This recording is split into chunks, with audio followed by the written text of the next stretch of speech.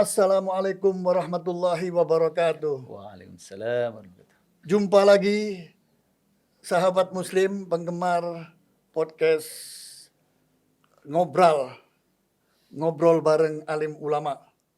Hari ini kami tampilkan seorang ustadz, seorang dai, seorang ajingan dari asal Jawa Barat yang sekarang menjabat sebagai Wakil Ketua Umum PP Persis Persatuan Islam, yang semua kita tahu Persis adalah lembaga pendidikan yang termasuk tertua dalam bidang pembangunan pesantren, sekolah-sekolah, kemudian dakwah dan sosial lainnya, terutama yang bertebaran di Jawa Barat. Beliau kami hadirkan di studio untuk kita dengar semua pencerahan dan wawasan dari Bapak Dr. JJ Zainuddin.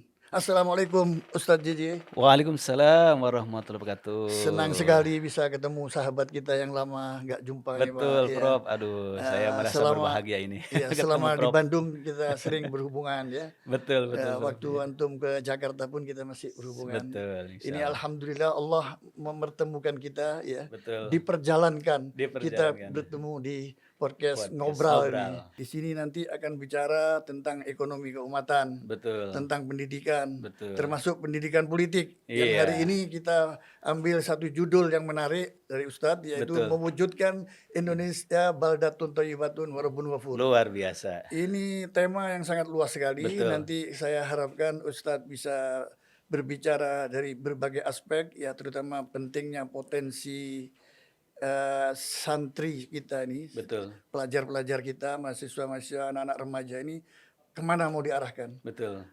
Antum selaku pendidik ya, yang sudah lama berkecimpung dalam dunia pendidikan Islam ini, tentunya bisa memberikan kepada pemirsa nanti wawasan-wawasan, pencerahan-pencerahan, sehingga kita ini tidak tertidur, terus bangkit selalu dengan penuh optimisme untuk membangun Indonesia maju, Indonesia ke depan. Insya Allah. Ya, kira-kira apa Ustaz? Ya, pertama yang ingin antum sampaikan. Terima kasih, Prof. Alhamdulillah wa syukurillah, la haula wa la quwata illa billah, wassalatu wassalamu ala rasulillah ma ba'du. Pertama tentu saja bersyukur kehadiran Allah Ta'ala bisa diperjumpakan di forum yang sangat terhormat ini, apalagi ini hostnya adalah senior yang sangat saya hormati, Prof. Harun. Terima kasih sekali. Kita ini forum sharing. Forum sharing ya, Prof.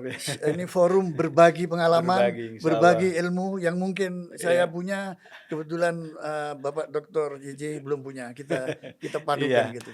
Baik, Prof. Tema kita ini tentang mewujudkan Indonesia menjadi negeri yang baldatun thayyibatun warabun ghafur.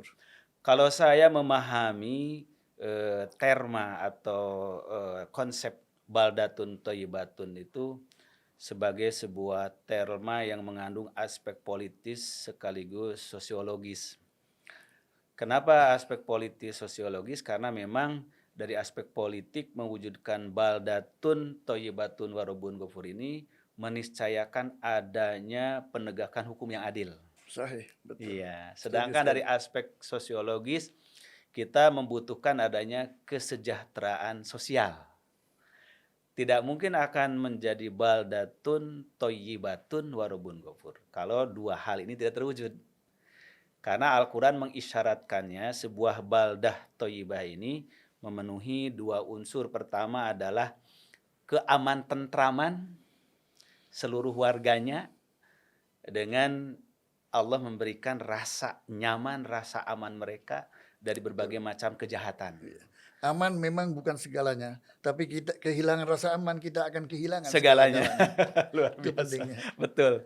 Karena itulah maka keamanan itu syarat mutlak mewujudkan baldatun thayyibatun warabun ghafur. Nah, kalau bicara keamanan masyarakat, berarti ini berbicara tentang kekuasaan penegakan hukum. Karena tidak akan terwujud rasa aman kalau hak-hak seluruh warga negara tidak terjamin. Keterjaminan hak-hak warga negara ini meniscayakan pada akhirnya adalah penegakan hukum. Law enforcement ini akan tegak manakala di sebuah negeri itu dipimpin oleh pemimpin yang memang sangat berpihak kepada kepentingan warga negaranya. Ini yang pertama. Kemudian yang kedua adalah terpenuhinya hajat umat dalam aspek lahiriah material. Jadi pemerataan ekonomi terwujud seiring dengan penegakan hukum, kloplah, yaitu aman secara batin, lahir batinnya dalam mewujudkan kehidupan mereka, baik di aspek keagamaan ibadah, baik dalam kehidupan sosial, mencari nafkah, dan pemerataan ekonomi. Kalau dua hal ini dimiliki oleh suatu umat, suatu bangsa, suatu negara, maka telah terpenuhi prasyarat menjadi sebuah baldatun thayyibatun warbun ghafur. Tinggal bagaimana upaya mewujudkan itu. Itu Prof. Ya. Menurut Ustadz bagaimana di negeri kita ini, apa sudah terjadi proses pemerataan ekonomi itu? Atau masih baru mulai, atau itu gimana menurut antum? Untuk menuju tadi itu, tema besar kita. Betul, tema besar kita.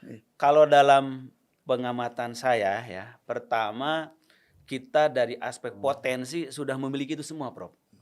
Potensi sumber daya alam yang subur telah Allah karuniakan. Apa yang kita tidak miliki? Semua ada di negeri Indonesia. Negara terkaya. Negara terkaya. Sebetulnya negara terkaya. Negara terkaya. Jadi dari potensi kesuburan sumber daya alam luar biasa. Yang kedua, potensi SDM untuk kepemimpinan umat juga luar biasa. Kita punya ya. Kita udah punya semua. Kader-kader. Kader-kader untuk jadi pemimpin ini. Tetapi apakah potensi itu menjelma? Nah, jadi kekuatan yang sebenarnya atau tidak? Ini kembali kepada pengelolaan, tata kelola.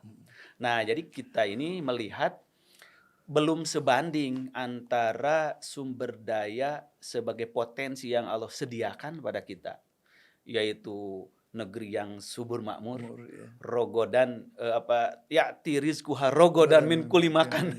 Kalau bahasa Qur'annya kan, rizki kita ini segala aspek ada di lautan, di daratan, di udara, melimpah ruah. Rogodan min haisu sita. Ini melimpah dari mana aja engkau kehendaki kalau bahasa Al-Qur'an. Ya, jadi lemahnya di manajemen tuh, di pengelolaan kepemimpinan. Ya kira-kira sebab apa ini manajemen kok selalu terjadi salah kelola terus. Betul. Kalau menurut hemat saya pertama itu adalah aspek mentalitas. Jadi karakter sebagai bangsa ini kita belum benar-benar terbangun, Prof. Jadi memang bukan hal yang mudah ya untuk merubah karakter yang tadinya kita sebagai bangsa yang terjajah, kemudian kita sudah melewat 2 generasi barangkali sekarang ini. Nah, belum sepenuhnya ini terkikis habis mentalitas keterjajahan itu. Yaitu di antara mentalitas keterjajahan ini kan selalu inferiority, merasa kita nggak mampu, merasa lemah. Inferiority-nya ada. Juga inferiority. Iya. Jadi rasa rendah diri. Sehingga merasa belum mampu sejajar dengan bangsa yang lain. Akhirnya kita selalu masih mengidolakan bangsa-bangsa lain, negara-negara lain sebagai acuan kemajuan kita. Nah, ini sebetulnya suatu kegagalan dalam kita membangun yang disebut dengan program karakter building sebagai bangsa. Nah, dulu kita mempunyai pemimpin-pemimpin yang punya karakter yang kuat kayak Presiden Soekarno gitu ya. Kemudian Presiden Soeharto. Nah, itu beresonansi kepada pembangunan karakter bangsa. Ustadz, apakah ini karena ada kesenjangan atau keterhubungan antara agama dan negara menurut Ustadz? Betul. Nah, itu nanti kaitannya keduanya ke sana, Prof. Jadi setelah kita ada problem di psikologi sebagai bangsa, pembentukan karakternya belum maksimal. Kedua dalam pola pendidikan tadi. Pendidikan kita ini sebetulnya yang sudah mengakarkan pendidikan kepesantrenan yang khas Indonesia.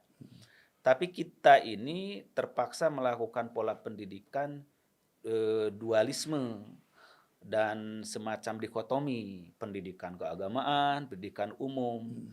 Sehingga itulah yang menyebabkan potensi tadi kekuatan umat ini jadi masih terbelah.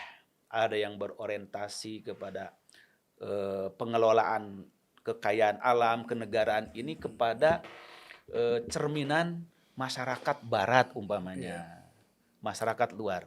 Ada yang ingin menggali potensi kekuatan umat ini berbasis kepada tradisi keagamaan yang sudah kuat di umat kita sendiri. Nah, jadi kita lihat sekarang di kalangan generasi muda, termasuk di milenial tentunya sebagai generasi terbanyak ini, keterbelahan itu masih ada.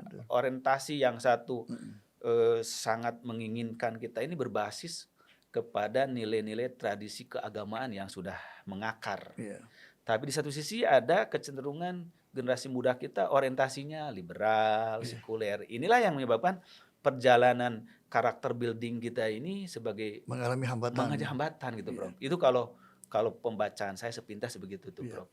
Iya. Soal ekonomi tadi, Ustaz. Saya tertarik sekali apa yang Ustaz sampaikan.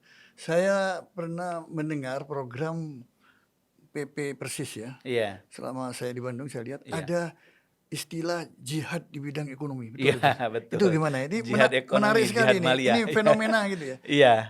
Saat orang berbicara tentang jihad yang dimaknai sebagai jihad fisik, betul. Tiba-tiba Persis mengatakan tidak, kita sekarang ini jihad ekonomi. Betul. Kita harus melawan kemiskinan di tengah umat ini. Nah, itu bisa gimana? Bisa diceritakan kepada para pemirsa ini. Baik. Jadi betul itu, Prof.